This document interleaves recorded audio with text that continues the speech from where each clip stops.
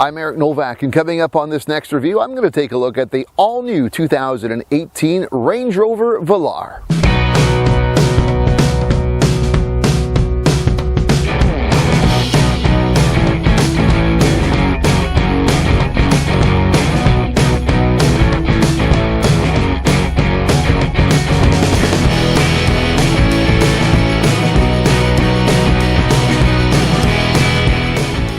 Automakers tend to like to have their bases covered when it comes to providing as many offerings as they can in categories that are in demand. When sedans once ruled the roost, they knew that one size didn't fit all, so they came up with subcompact and compact and intermediate, mid-size and full-size categories to make sure that they had a lineup that was appealing to as many car buyers as was possible. Now that consumer preferences are tending to move towards SUVs and crossovers, the same automakers now looking at those lineups to make sure that any gaps that they have in their model lineup are being filled. Over at Jaguar Land Rover, their premium Range Rover line has seen a slow and steady increase over time in their product offerings. I mean, it took more than 30 years from the launch of their original Range Rover back in 1970 to see a second Range Rover offering, the Range Rover Sport, back in 2004. It took about another 7 years after that to bring their first compact unit into the lineup with the launch of the Range Rover Evoque in 2011. There still remain, however, a gap in the mid-size segment which needed to be filled. For 2018, Range Rover has filled that mid-size gap with the launch of their all-new Velar, and it's the feature of my latest test drive review.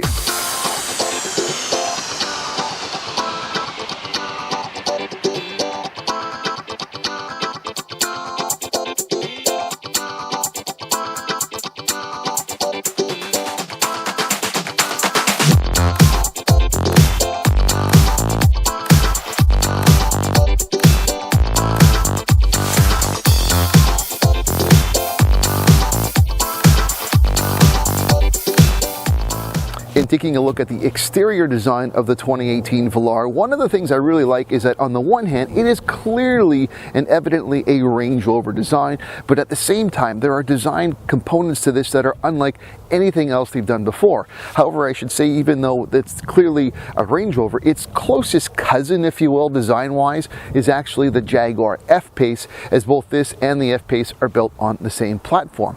Now, if this is really meant to fit size-wise into that gap in between the Evoque and the Range Rover Sport, it literally does proportionally as well. This Range Rover Velar is about 2 inches taller than the Evoque, but almost a full foot longer.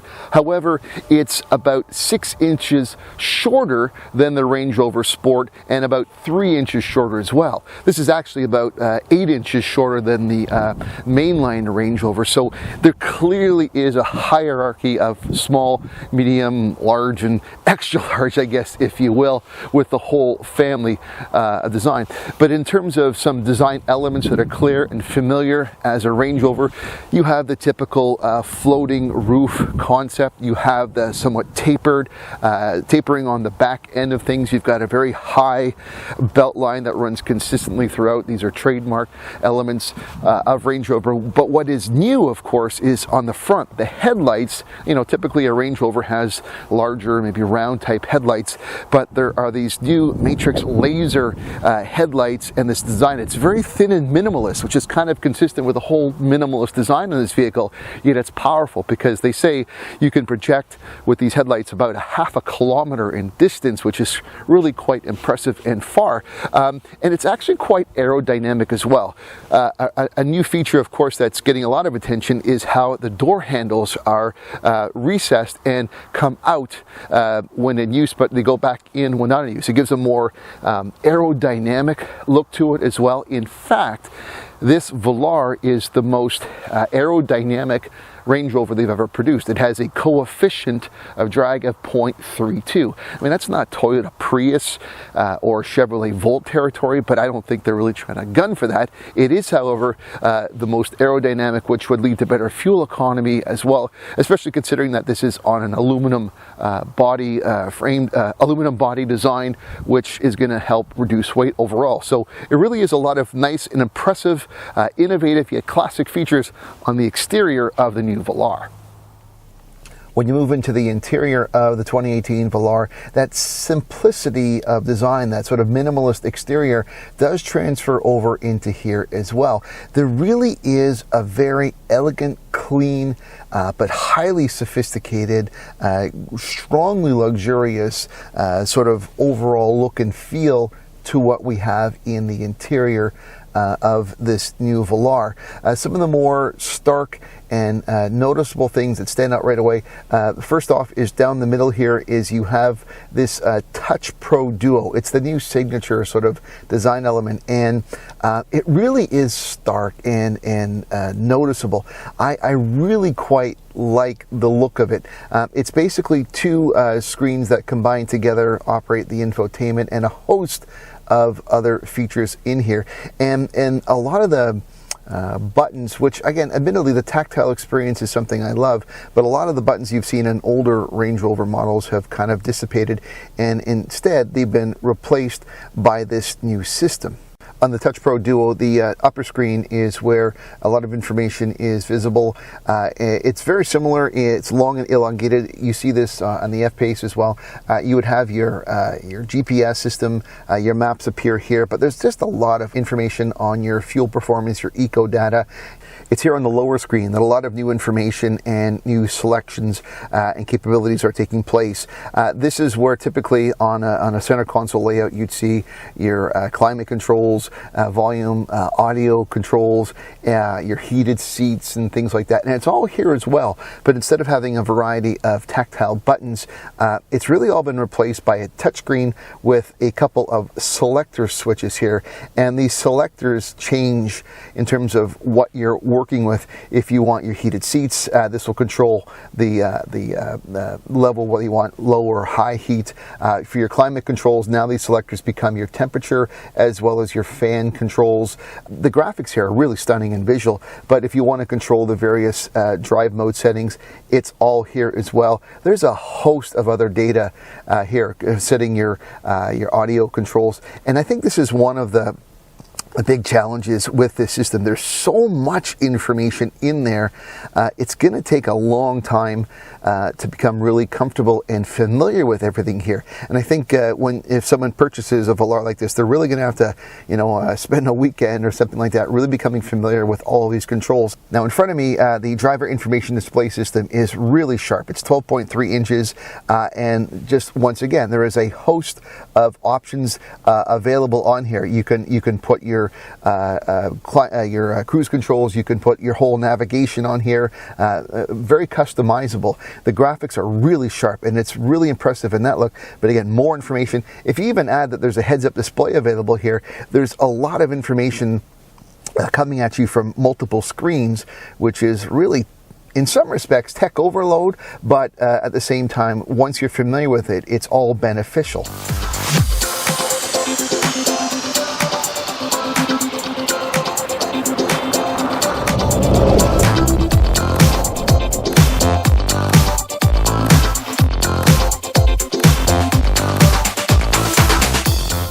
Under the hood of the 2018 Velar in North America, there are going to be 3 engine options available to you. There is a 2-liter diesel engine that is available. That's going to put out 180 horsepower and 317 pound-feet of torque. What I'm driving, though, is probably where most of the sales will take place. It's in the 3-liter supercharged V6. It puts out 380 horsepower and 332 pound-feet of torque. They say you're going to get 0 to 100 kilometers an hour, which is 62 miles an hour, in 5.7 seconds flat. In America, there is a 3rd engine option available. It will be a 2-liter turbocharged 4-cylinder engine. It's going to put out 247 horsepower. That engine, at least for now, is not available for Canadian buyers. I'm not happy about that, and I hope that we'll see that becoming available in future model years, because I think it would fit a nice segment of potential buyers for this. But those are the 3 powertrain options that we've got available to work with here in North America. This Velar has an electronic air suspension, which does provide for a bit of a more comfortable, refined ride, something I think you would expect with the luxury appointments of the Range Rover brand. But it has a couple of tactical advantages as well. The air suspension actually does drop about 40 millimeters, just a little bit under 2 inches when you're entering and exit the vehicle. You can actually see it happen when you're entering and exit, and it's for ease of access. But additionally, it also drops down 10 millimeters for better aerodynamics anytime you're cruising above 105 kilometers an hour, or about 60 miles per hour, so in that range. So it'll drop down just basically a little bit to give you better aerodynamics, airflow, and improved performance overall. With respect to fuel economy, this V6 that I'm driving, the supercharged, gives you a combined fuel economy rating of 11.8 liters per 100 kilometers. That works out to 20 US miles per gallon. It's okay. Obviously this is a bit of a heavier vehicle, and even though we're dealing with aluminum frame and we've got some better coefficient of drag, I mean, it's still, for a powerful engine and a bigger vehicle, it's not bad, but of course we'd all ideally like to see a little bit better. On the diesel engine, obviously if that's where you want to get fuel economy at the optimum point with this vehicle, you're going to go with the 2-liter diesel, because that's going to get you a combined fuel economy rating of 8.4 liters per 100 kilometers, or I think that's 28 US miles per gallon.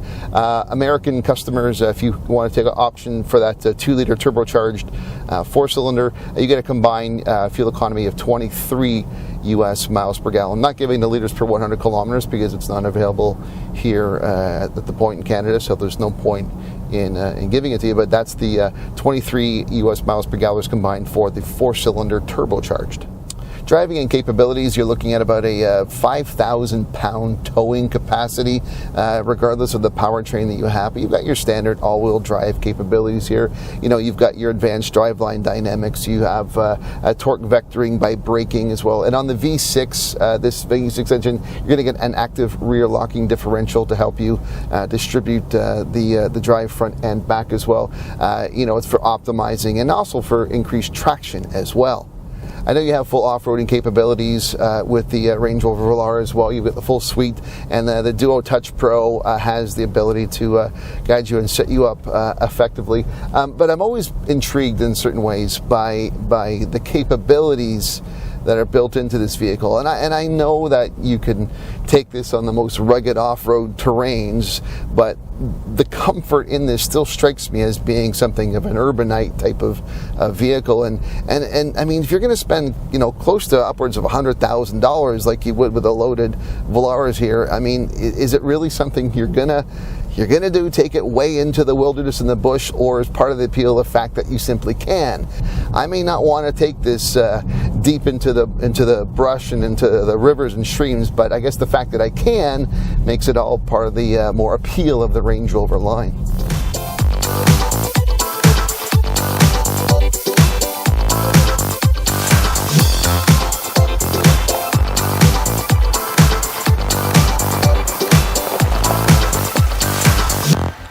From its iconic but limited beginnings, Range Rover continues to advance and grow its model lineup with the launch of the 2018 Velar.